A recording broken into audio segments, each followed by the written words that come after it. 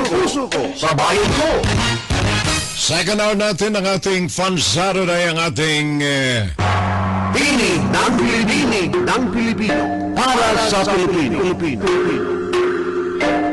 ang pakikipag-ugnayan natin ng talino sa talino, utak sa utak, kaalam sa Ugnayan, pakinggan. Paglilingkod ng inyong abang lingkod sa sambayanang Pilipino. Public service. Dito lamang yan sa ating Fun Saturday Live on a Saturday. Fun Saturday Live.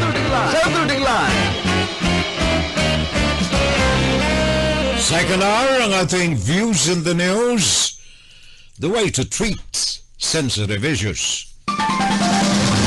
Inside, guro-guro, opinion, and Saturday Live. Agapay po ang inyong abang lingkod, laging lingkod sa inyo. Pakinggan si Ferrell Salvo tuwing Sabado dito sa FBS Web Radio para sa mga Pilipino. Ang ating usapan ngayon ay nakasentro dito sa Murocolio na naganap noong araw ng Sabado, but hindi lamang yan ang ating pag-uusapan. Paano nagsimula ang issue na ito noong Sabado?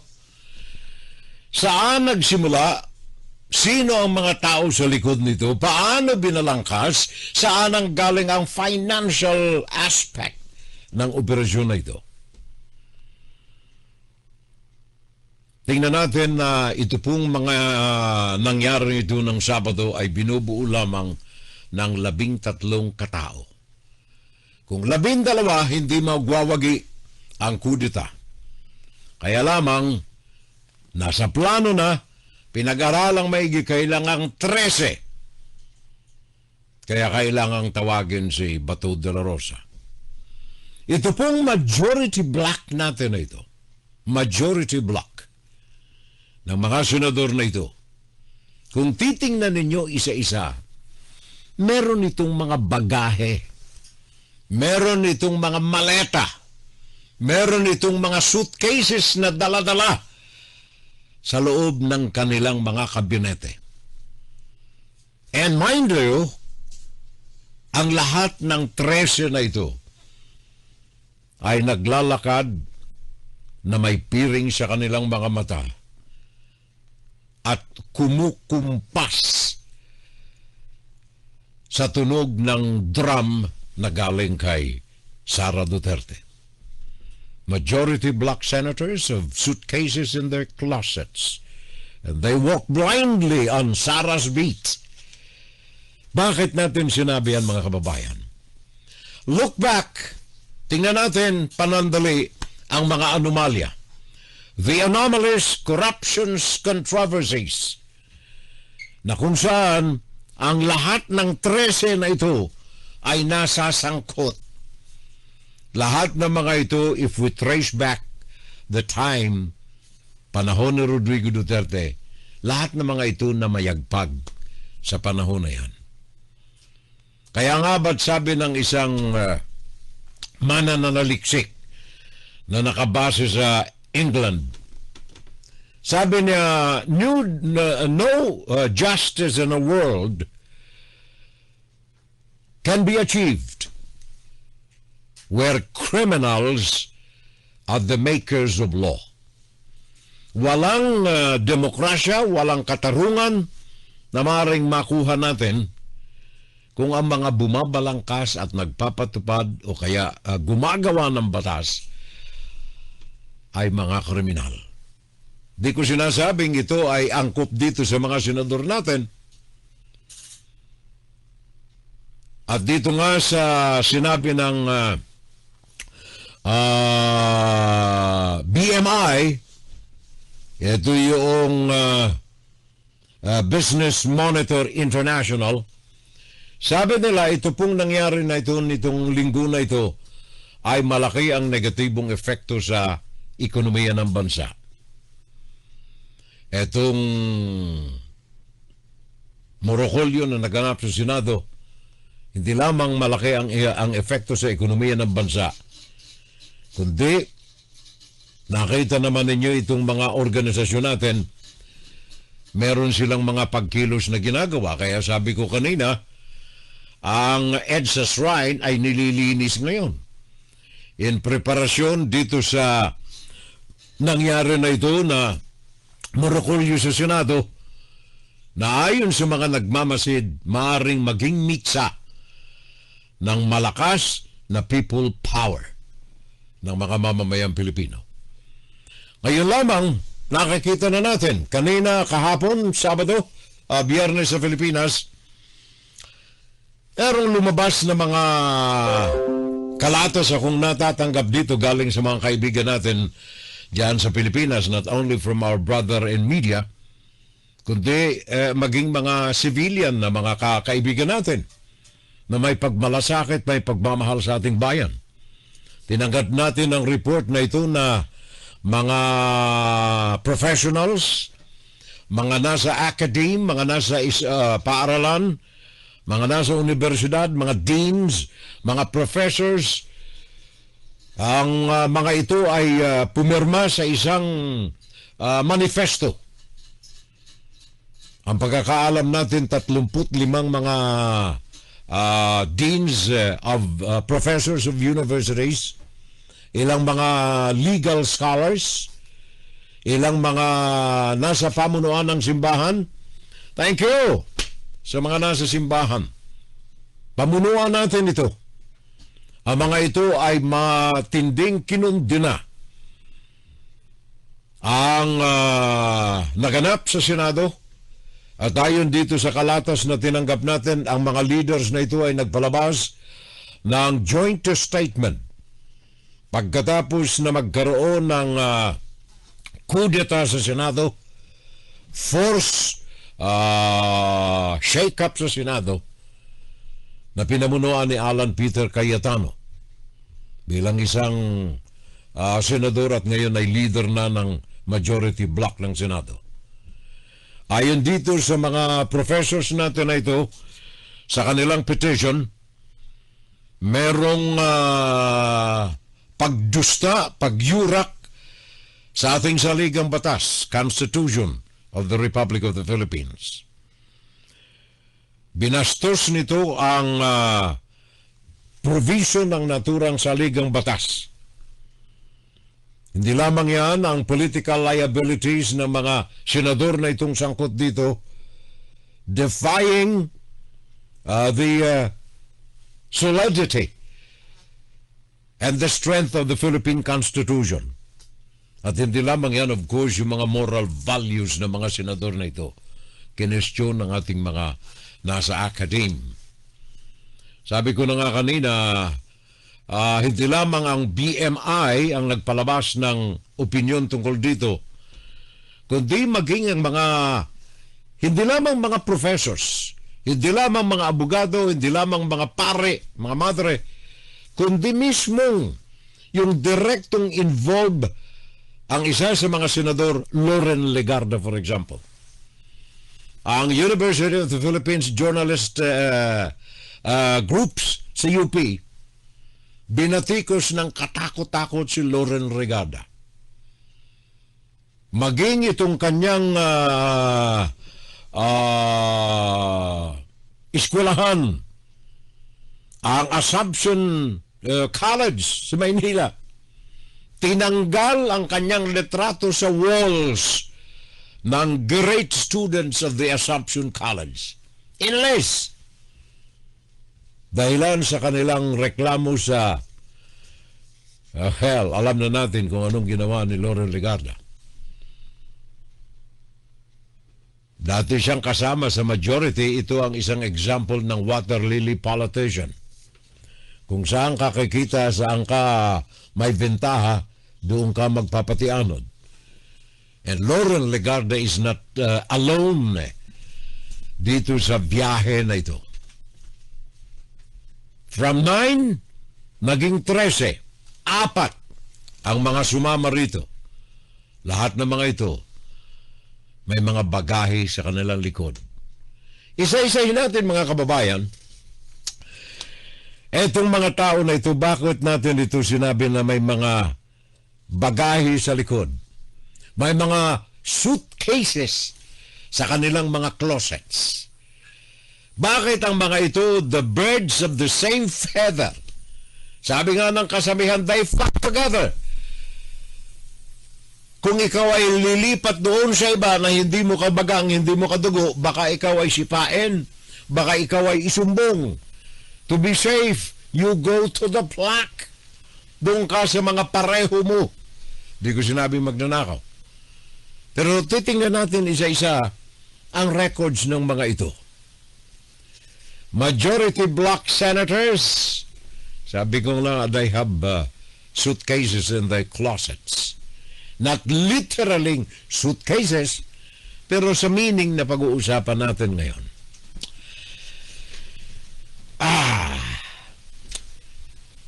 Dito lamang sa impeachment na ito. Hindi impeachment muna.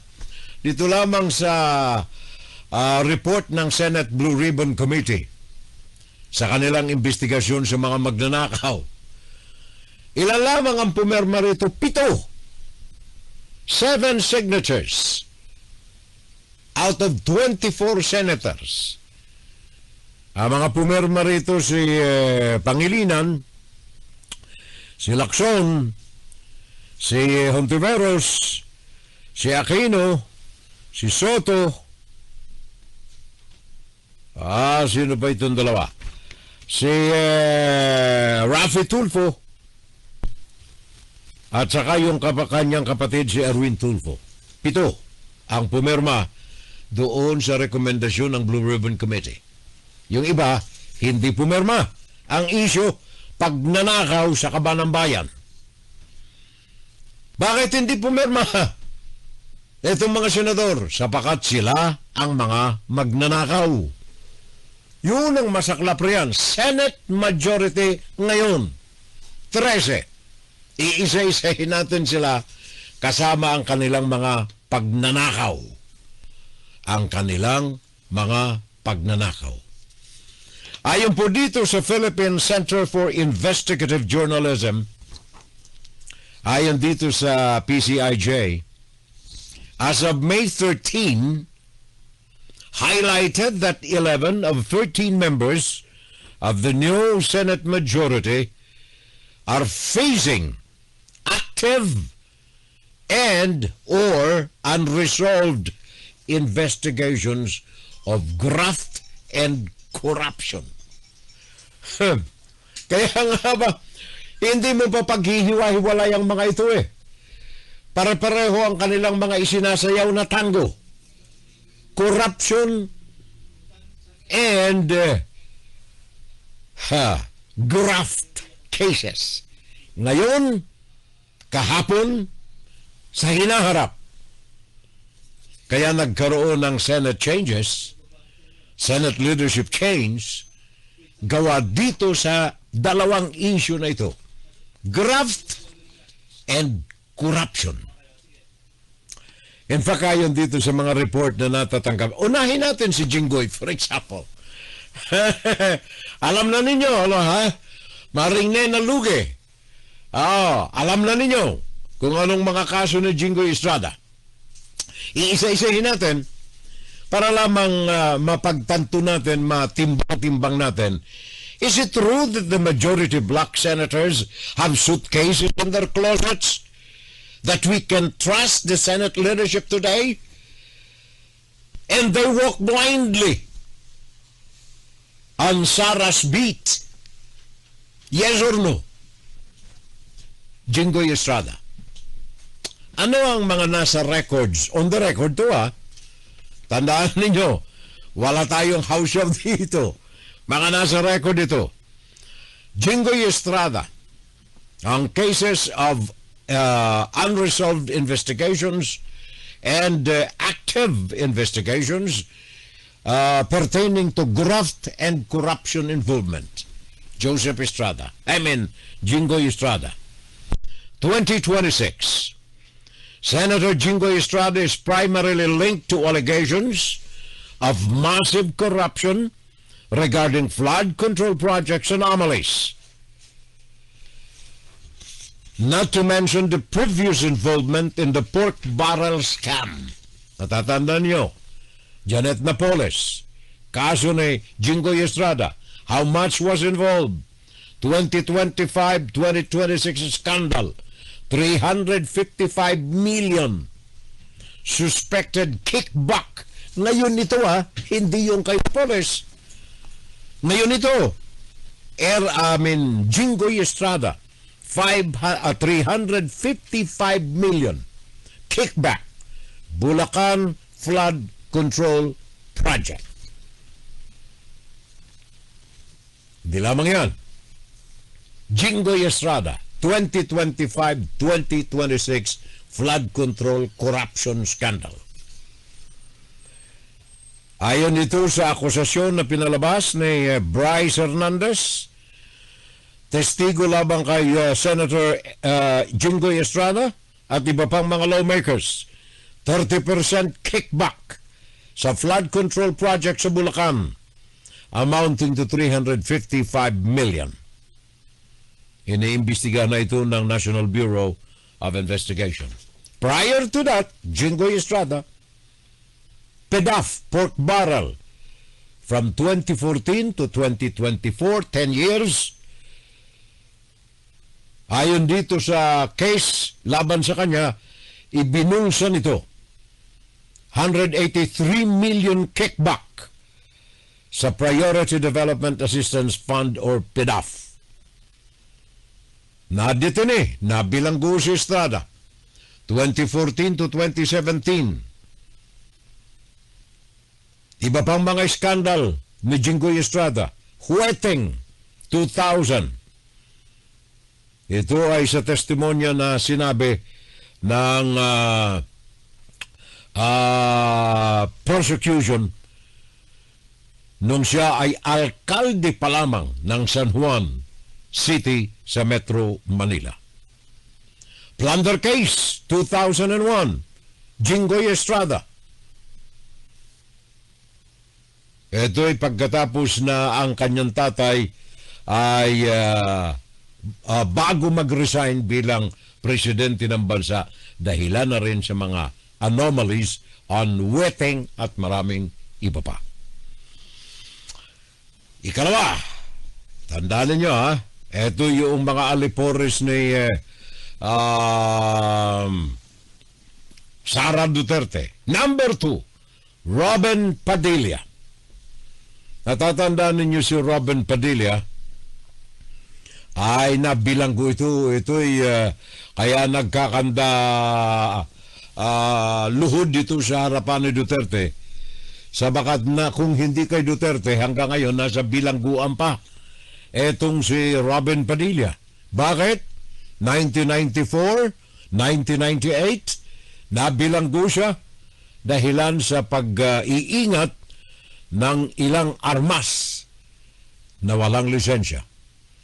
April of 1994 si Padilla ay naparusahan, pinatawan ng parusa, illegal possession of firearms.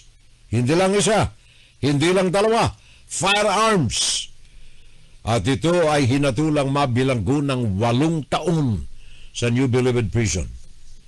Kaya lamang dumating si Rodrigo Duterte, pinawalang sala, inanyayahang sumama sa kanyang partido. At hindi lamang yaan ang kaso ni Robin Padilla. Marami siyang mga dahilan sa kanyang kabubuhan. Actually, yan ang number 1 na kaso kay Robin Padilla. Walang utak si Robin Padilla. Pinatunayan na natin yan sa ating mga inihayag ditong mga mismong tinig niya ang inyong napapakinggan. Ang mga pahayag niya, ang kawalan ng laman ng kanyang mga pahayag, ang sanhi ng kanyang mga kasalaulaan habang nasa gobyerno. For example, mga issues ng ano yung tungkol dito sa mga bata na sinabi niya, may mga issues ang kanya yung another, gusto niyang maging legal ang marijuana. Gusto niyang maging federalismo ang bansa. Sabagat gusto niya na manatili sa pwesto sa gobyerno ng habang kaya pa niya. Robin Padilla. Ang pinakang sentro ng mga akusasyon labang kay Padilla ay ang kawalang habas niyang magsalita. Shutdown Congress suggestion niya, isa sa mga issues, noong 2025 December, sa kalagitnaan ng investigasyon sa mga anomalya sa gobyerno, flood control. Si Padilla, ayaw niyang investigasyon itong mga flood control na ito. Ang kanyang suggestion na lamang, buwagin na lamang ang gobyerno. Isang halimbawa ng kawalan ng laman ng utak ni Robin Padilla. Flood control project sa Pebrero 2026. Sabi ni Robin Padilla, hindi niya masusuportahan itong pagpirma sa report ni Ping Lacson ng Blue Ribbon, sabagat hindi siya naniniwala dito sa investigasyon ng Blue Ribbon na kung saan sangkot ang kanyang mga kasama sa Senado.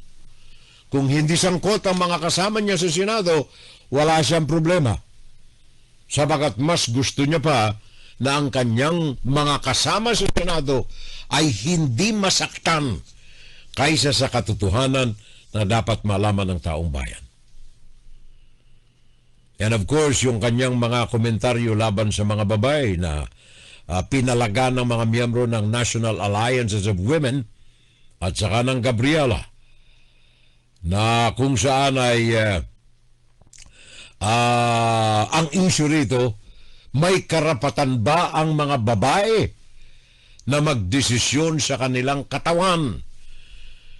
Sabi ni Robin Padilla, wala. Walang karapatan ng mga babae na magdesisyon kung ano ang kanilang gagawin sa kanilang katawan.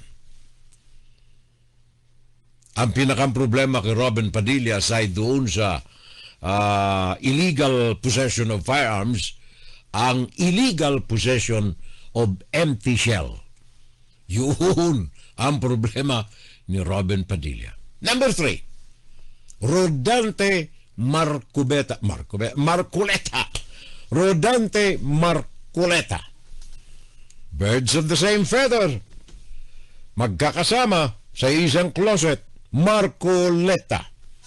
Ano ang mga nakakabit sa pangalan nito na mga anomalya?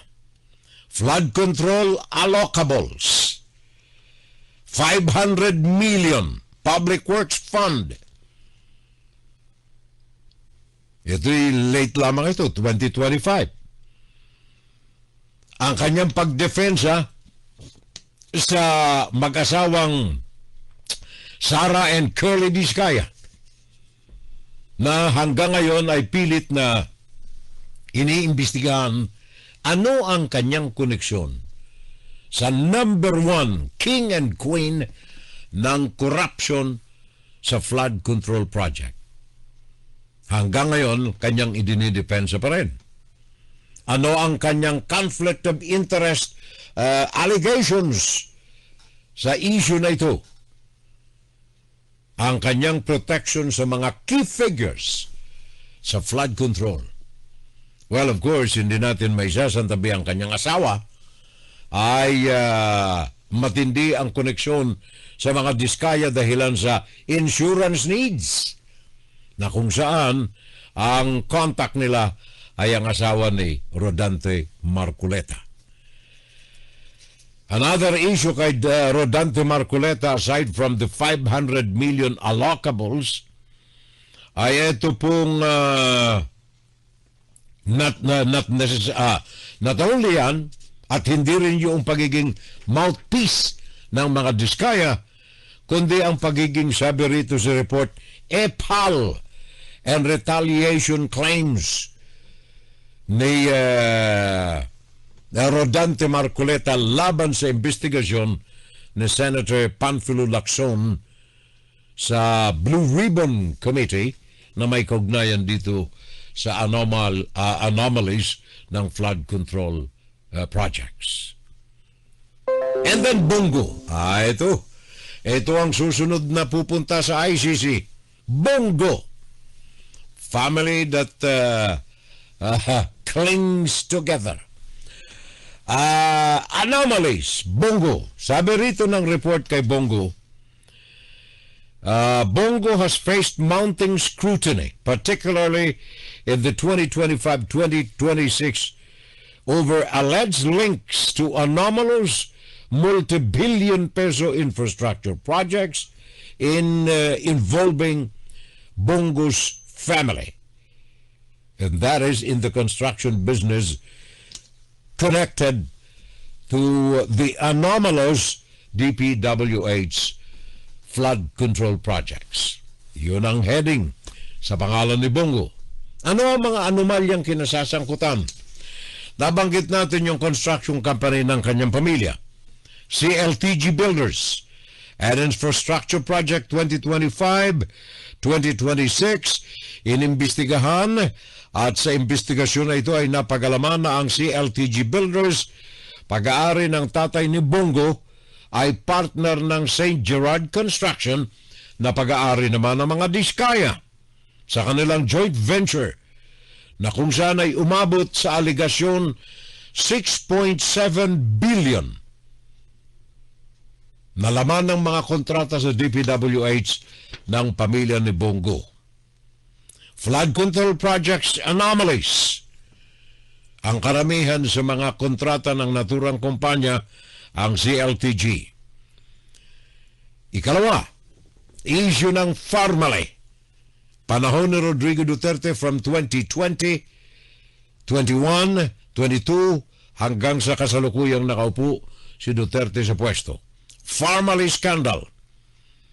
Sa mga Senate hearings na ginawa, especially noong 2021, ang Farmally pandemic procurement scandal ay isinangkot ang pangalan ni Bongo kasama ng mga pangalan ni na Michael Young, dating official na si Christopher Lloyd Lau na partner ni Bongo sa kanyang opisina sa gobyerno.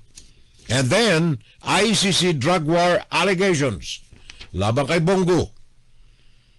Ayon sa records ng International Criminal Court, si Bongo ay co-perpetrator sa Duterte administration's war on drug. At sangkot din si Bongo sa midnight appointment sa panahon ni Rodrigo Duterte. Isa ito sa mga matitinding bahagi ng majority block ni Alan Peter Cayetano. We have Camille Villar. Camille Villar at saka yung kanyang kapatid si Mark Villar. Ano naman ang pagkakasangkot ni Camille Villar at pagiging qualified member ng majority block ni Alan Peter Cayetano?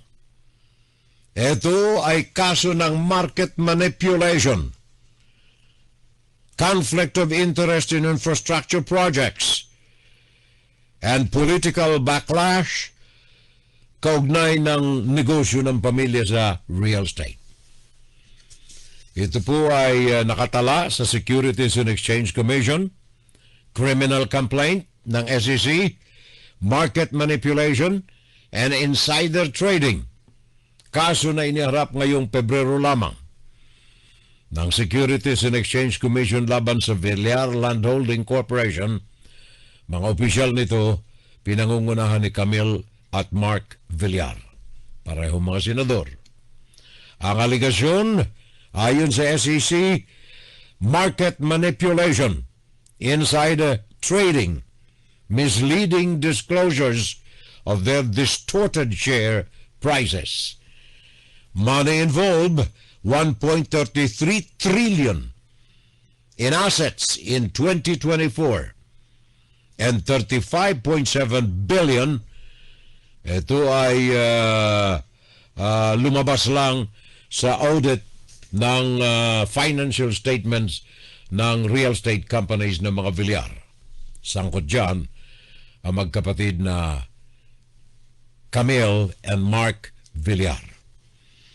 At hindi lamang yan, kay Camille pa rin, DOJ probe, may kaugnayan ito sa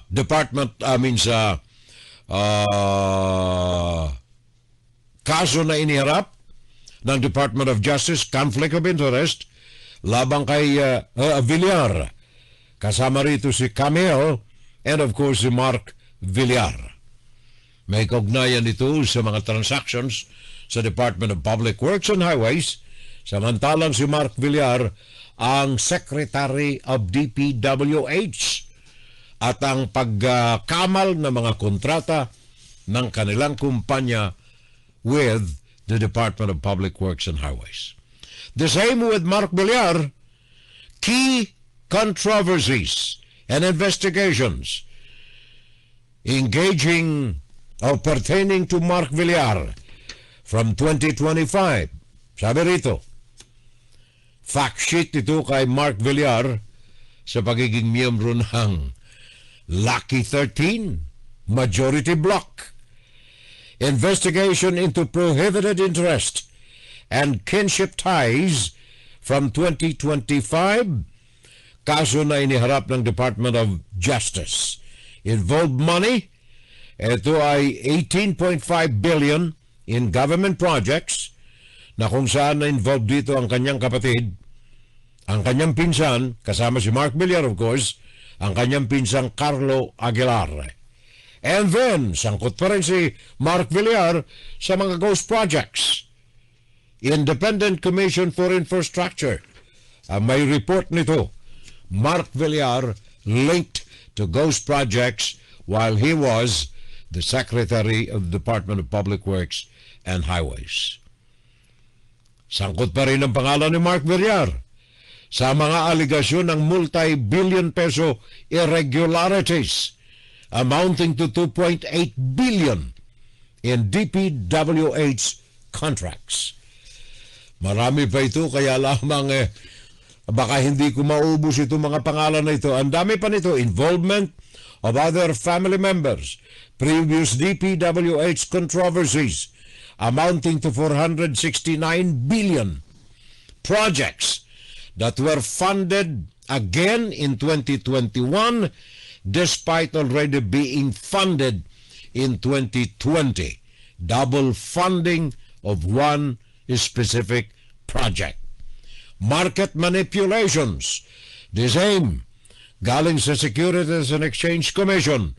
Kaso laban sa pamilya ng Villar, specifically Mark Villar and Camille Villar. Amy Marcos, ito ngayon. Amy Marcos, linked to several controversies ranging from educational, financial, political anomalies from the time she was congressman and governor up to now. Matindi ito. Educational credentials ang number 1 sa listahan ng mga anomalya sa kanyang pangalan ni Amy Marcos. Educational credentials, sabi rito, findings from Princeton University, dito sa amin sa New Jersey, at the University of the Philippines. Ang mga findings nagpapakita, indicated that Amy Marcos, did not graduate from these institutions. Mga official records, nakakahiya ito. Official records from Princeton University and University of the Philippines did not, all capital, underline, did not graduate from these institutions. Amy Marcos. Financial irregularities. Amy Marcos pa rin. Implicated in the Panama Papers for holding undisclosed offshore trust in the British Virgin Islands. Investigated, allegedly misusing 66.45 million in tobacco funds for vehicles during her tenure as Ilocos Norte Governor. Ito po yung mga behikulo na sa records nakabili ng gobernador pa siya dyan sa Ilocania. Ang halaga 66.5 million. Galing ito sa nakolekta sa Tobacco Fund. Sana punta ang pera na ito? Tanong kay Amy Marcos. Ang sunod dito ay ang Trajano murder. Natatanda ninyo nung bata pa si Amy Marcos? Pinuno siya ng kabataang, hindi kabataang makabayan. Ano ba yung grupo niya noon? Hindi kabataang makabayan eh. Yung grupo ng mga kabataan, alam mo yan pare ko eh. Parang Ed Tolosa. Amy Marcos. Isang estudyante habang siya ay nagsasalita, si Amy Marcos, habang nagsasalita bilang chairman ng kabataan something hindi kabataang makabayan eh. Komunistang kabataan makabayan eh. Nagsasalita si Amy Marcos, may lalaki na sumalungat sa kanya. Kabataang barangay. There you are. Thank you. Parang Jundi. Jundi Valencia. Kabataang barangay. Habang nagsasalita si Amy, may nagbu sa kanya at nagsalita rin. Parang extemporaneous. Nang umalis itong si Trajano. Anong pangalan nito? Sandali, hanapin ko lang yung pangalan niya. Nung umalis ito, isang estudyante ito ng Mapua, I think kung ako'y hindi nagkakamali.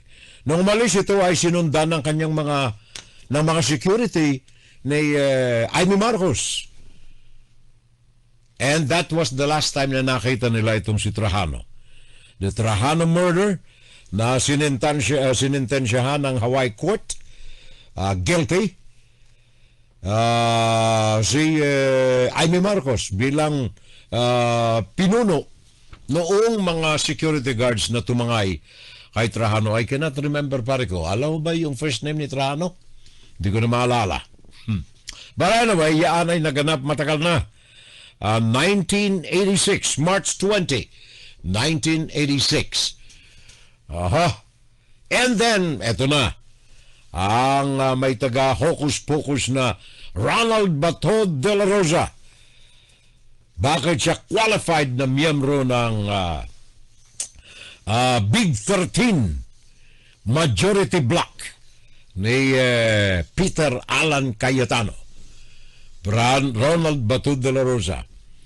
Ngayon, wanted siya ng ICC. Hinahanap siya ng Interpol. Pumunta lamang siya sa Senado para pumirma at maging kasama sa Majority Block. Pagkatapos noon ay may dramang ginawa ang grupo ni Alan Peter Cayetano at bigla siya naglaho. Wala na naman siya ngayon. Ano ang mga kaso niya? Madami. Unahin natin International Criminal Court. De la Rosa named as co-conspirator in the crimes against humanity. Number 2, anong oras na ba? Nako, 44 na. Number 2, ethics complaint. Dahilan sa prolonged absence nito sa Senado. 7 buwan. Number 3, Davao Death Squad.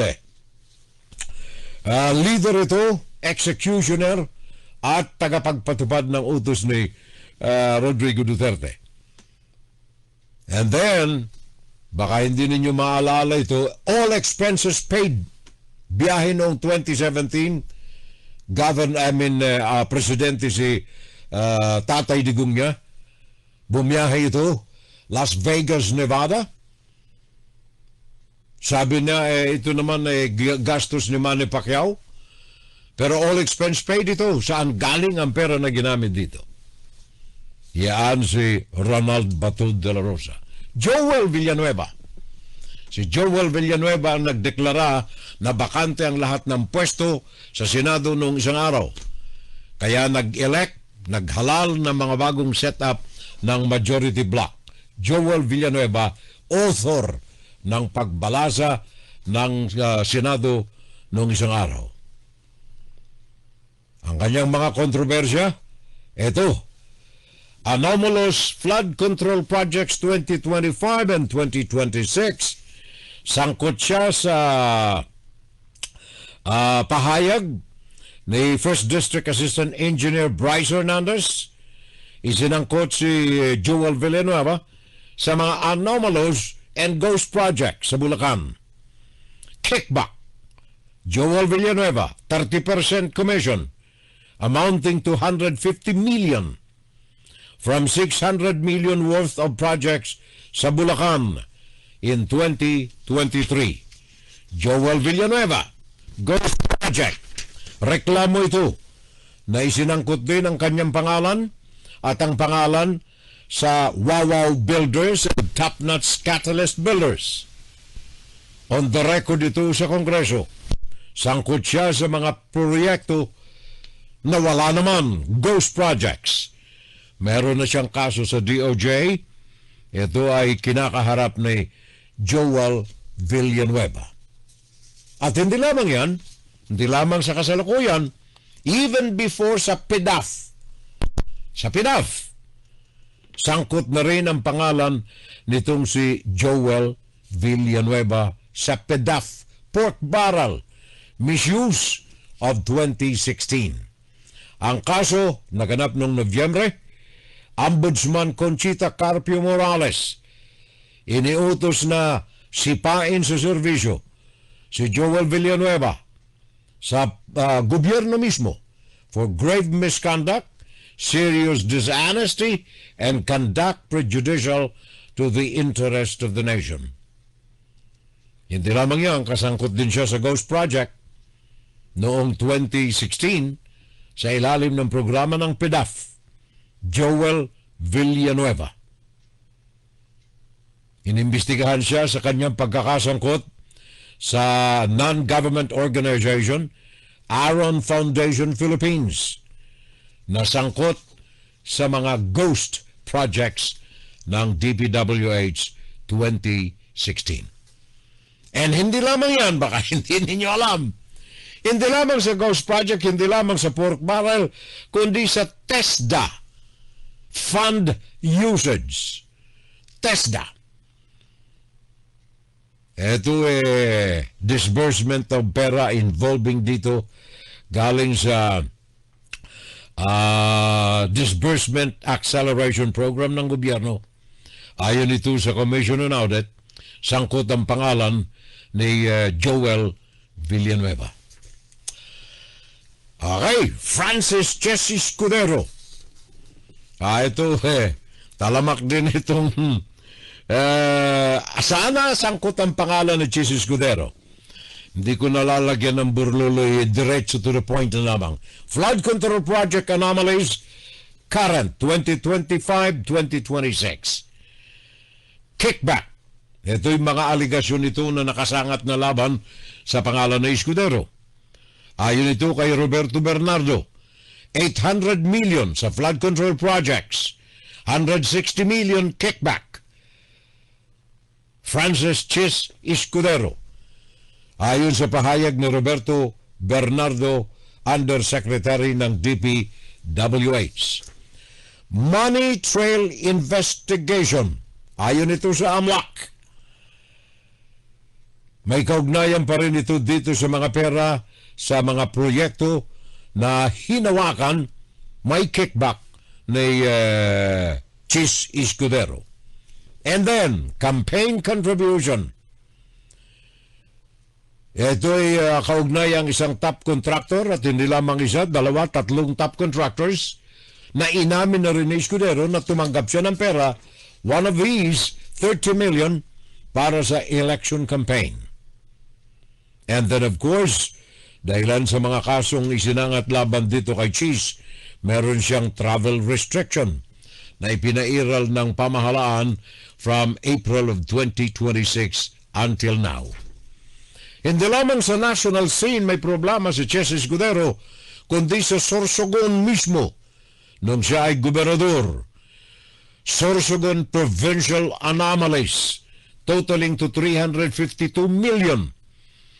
Back in November of 2025, graft complaint na iniharap dahilan sa systematic corruption sa kanyang termino bilang governor ng Sorsogon 2019 to 2022, involving the following: 126 million physically impossible overlapping contracts.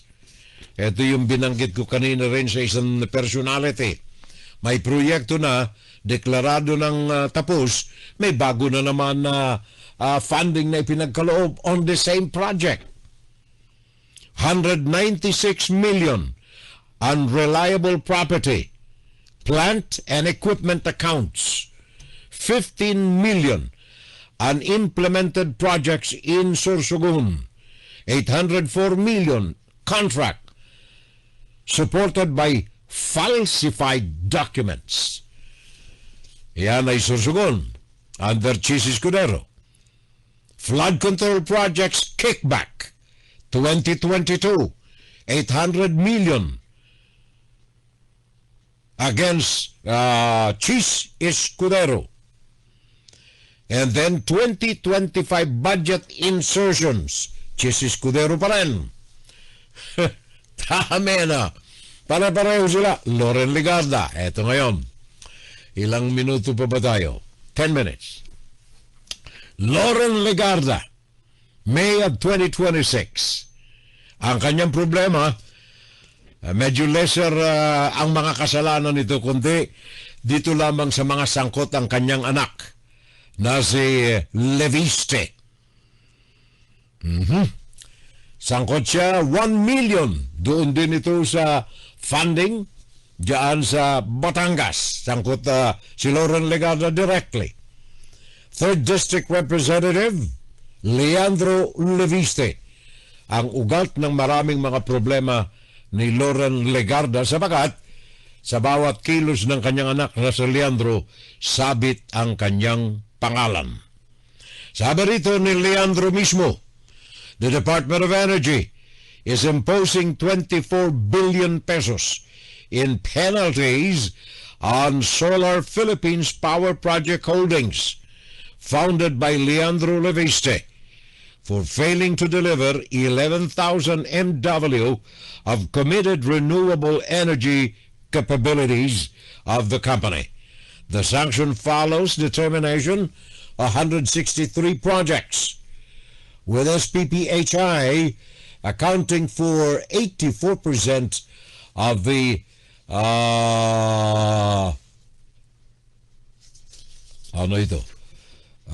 of the stalled canceled contracts. Magkano ang halaga? 64% ng total. 24 billion ang involved na pera rito sa proyekto na ito ng solar company ni Leandro Leviste, anak ni Loren Legarda. And then, ikalawang issue niya, Tapat na Paglilingkod Act. Sponsor dito ni Loren Legarda na kung saan involved ang 142 billion infrastructure insertion sa 2025 budget. Sangkot ang pangalan ni Loren Legarda. And of course, ang marami pa rito, medyo mga minor cases, hindi ko nababanggitin. Pia Cayetano, kapatid na nakatatanda ni Alan Peter Cayetano. Pia Cayetano. Well, hindi masyado ang pangalan ni Pia Cayetano sa mga kontrobersya. Nasangkot lamang ito sa defensa niya sa kanyang kapatid na si Alan Peter Cayetano doon sa SEA Game of 2019. SEA Game of 2019 na may kaugnayan sa funding. Kasama na rito yung 9.5 billion na ginamit sa sports facilities diyan sa New Clark City sa Tarlac noong 2019 sa ASEAN Game na dinepensahan ng katakot-takot ni Pia Cayetano. Liban doon na hindi masyado ang mga pangalan niya sa mga anomalya sa pera. Liban na lamang ngayon na nasangkot tuli ang kanyang pangalan dahilan dito sa mga reports na lumabas sa Blue Ribbon Committee na ayaw niyang pirmahan ni Pia Cayetano. Ayaw niyang permahan sabagat sangkot dito ang kanyang mga kaalyado sa minority at the time. Minority group na ngayon ay majority group. And of course, lahat ng mga nakakasangkot na bagay kay Pia Cayetano, sanhi ng kanyang kapatid, the superstar Alan Peter Cayetano. Number 1, Alan Peter Cayetano, Taguig Flood Control Project. Bilang senador, si Alan Peter Cayetano ay naharap ng maraming mga investigasyon dito sa nagkakahalaga na 869 million flood control contracts na ipinagkaloob sa isang grupo ng mga contractors, ang Waymakers Street, Timothy at Alpha and Omega. Ang mga ito ay kakontrata ni Alan Peter Cayetano sa mga flood control projects diyan sa Taguig na nagkakahalaga ng 869 million. Yan ay iniimbestigahan ngayon kasama roon sa Blue Ribbon Report na ayaw niyang permahan. 2019 SEA Games, naalala ninyo yung anong tawag doon, cauldron, tama, di ba? Yung tower na merong sulo sa dulo, cauldron. SEA Games of 2019. Siya ang tagapamuno rito sa SEA Games.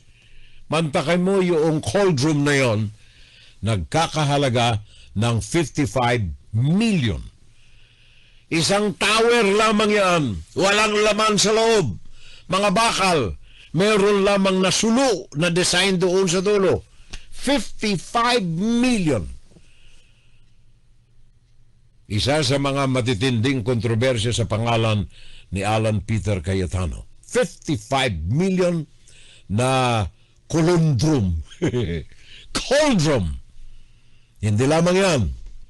Ito issue ng politika na nakakabit sa pangalan ni Alan Peter Cayetano. Ang kanyang walang conditions na pagpanig, pagdefensa at paggawa ng lahat ng mga paraan na mai-justify ang issue ng mga sumasalungat sa desisyon ng ICC. Defending former President Rodrigo Duterte sa mga probe, investigasyon na ginagawa ng ICC from the time it started in Congress hanggang ngayon, number 1 na pusakal na dumedepensa si Alan Peter Cayetano. And then, of course, ang kanyang question ng residency. Natatandaan ninyo silang dalawa ng asawa niya, hindi itong kapatid. Silang dalawang mag-asawa. Nang tumakbo bilang mayor ang kanyang asawa at siya bilang congressman, yung kanilang address hiwalay na. Just to qualify, sa madalit sabi, pandaraya sa documentations sa ilalim ng Commission on Elections. Marami pa sana tayo rito mga kababayan ng mga pangalan na nais na mabanggit. Nais ko lamang na tapusin ang usapan natin na ito. Bilang babala, napakinggan ninyo ang pahayag ng mga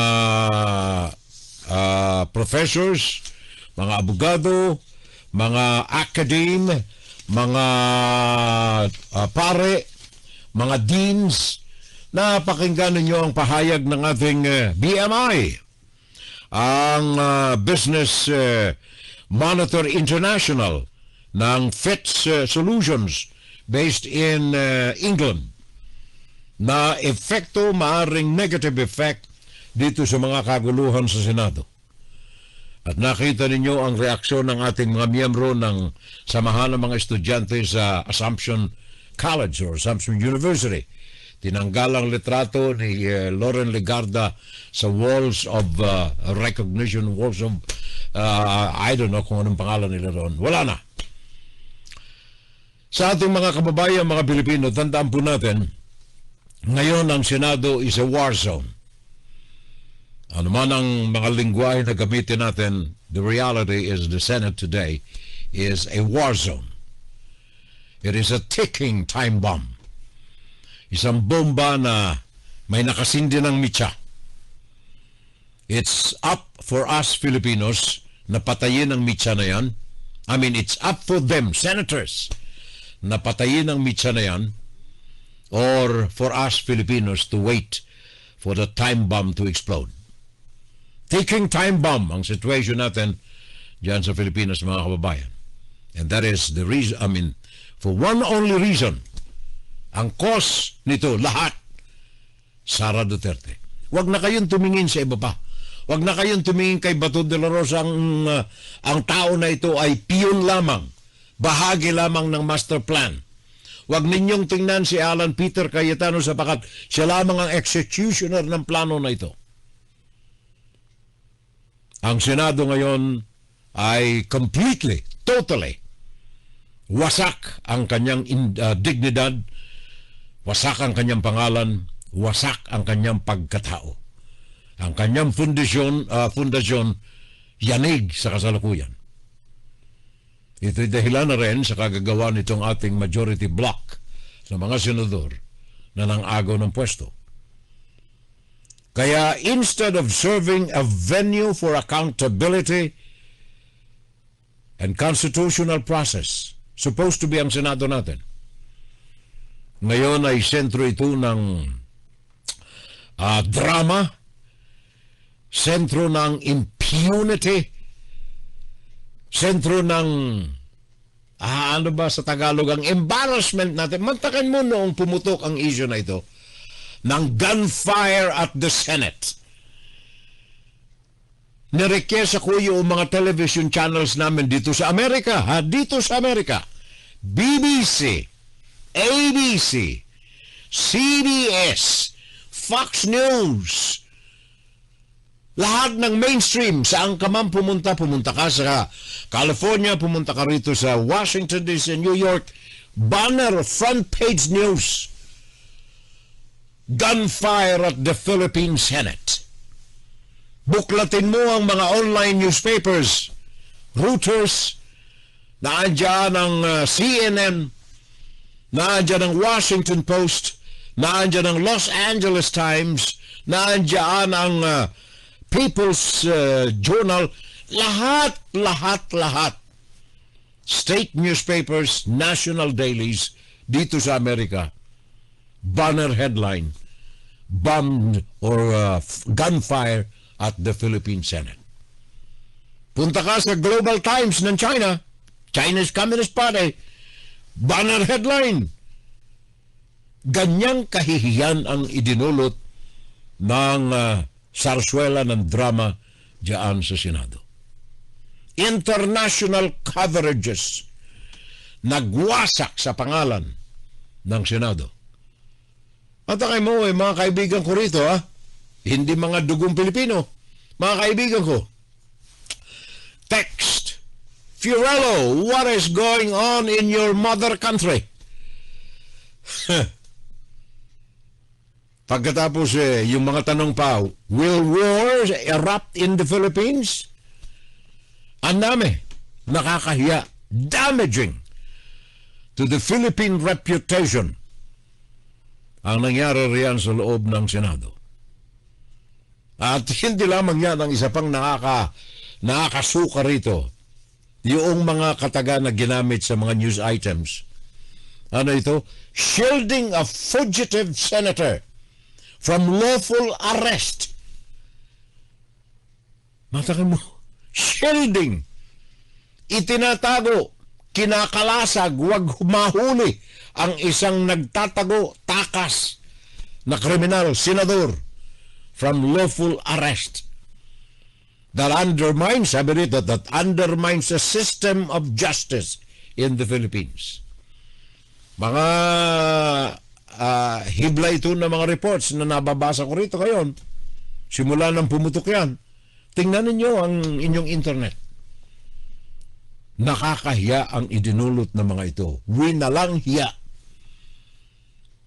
ng mga senador na ito, 13 majority block. Kaya sabi dito ng isang news item, ito tingnan niyo ha. The senators and the Filipino people must be reminded that loyalty to democratic principles outweighs loyalty to individuals who betray public trust. Hindi aking katagayan. Kinuha ko lamang yan except sa news item ng Reuters.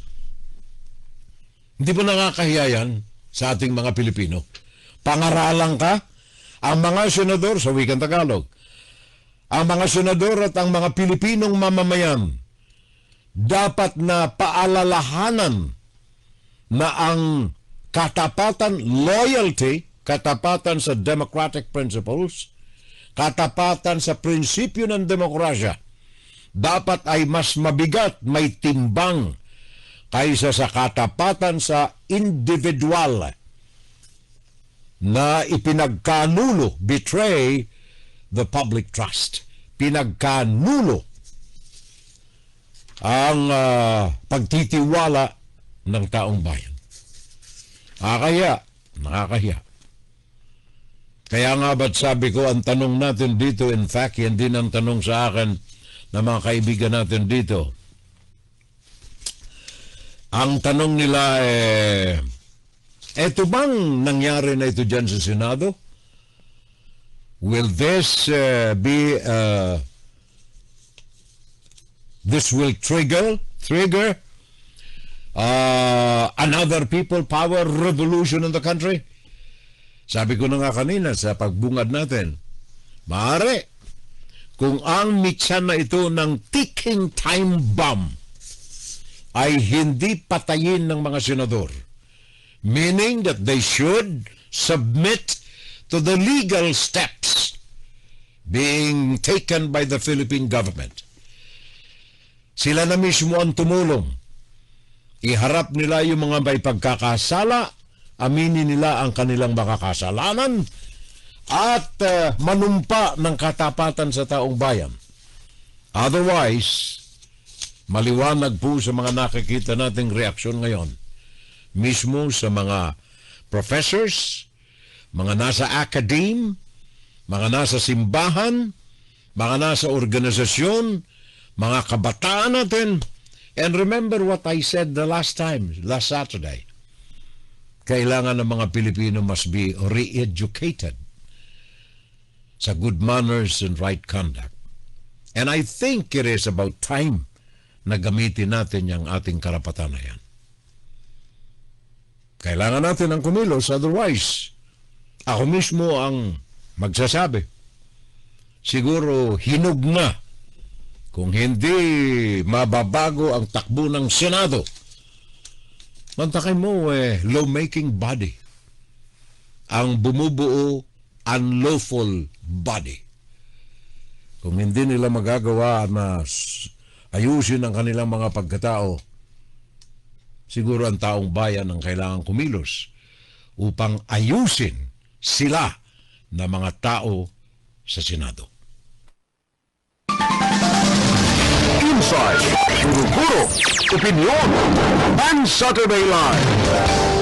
Well, yun ang ating Fun Saturday Insights, mga kapitbahay. Tama ka riyan, parang Jundi. Tama rin yung sabi ni Manuel Quezon.